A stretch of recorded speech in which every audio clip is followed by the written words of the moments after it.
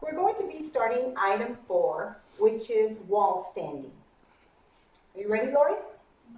So I'm going to provide you the explanations first. You're going to be standing against the wall, and you're allowed 2 to 3 steps forward, and you slowly slide down to reach almost a 90 degree. You cross your arms, and I start the timer. Okay? So if you want to start 2 to 3 steps where you're comfortable, start sliding down slowly. Put your arms across your chest when you're ready. Okay? Keep breathing.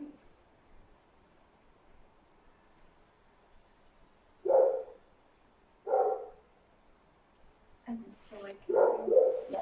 Okay. That's fine. Good. We're going to be starting the last item of the strength test, and it is called the V-up. So for this one, Lori, you will be laying down on your stomach with your arms extended forward and your legs extended behind, your feet on the floor. Once you are ready, you will raise your head, neck, and shoulders, as well as your knees, about 2 inches above the ground, so that I can start counting. Do you have any questions? No. Okay.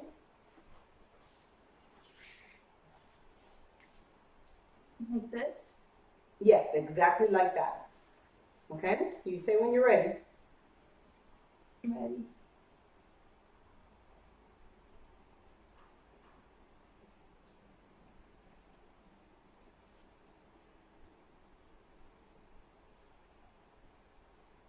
Yeah.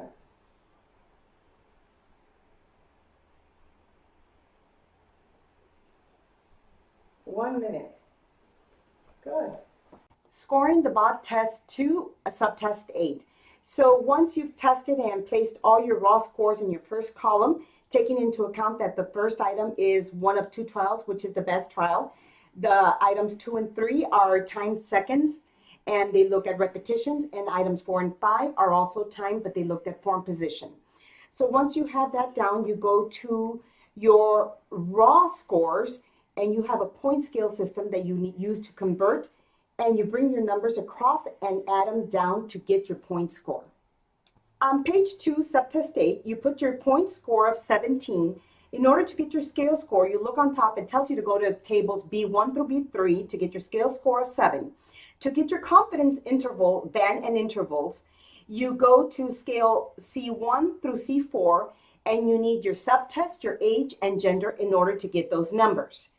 Percentile and standard score would be left out because it's required that all tests are filled out. Age equivalency is found on tables 14 and 16, and they're looking at point score and subtest.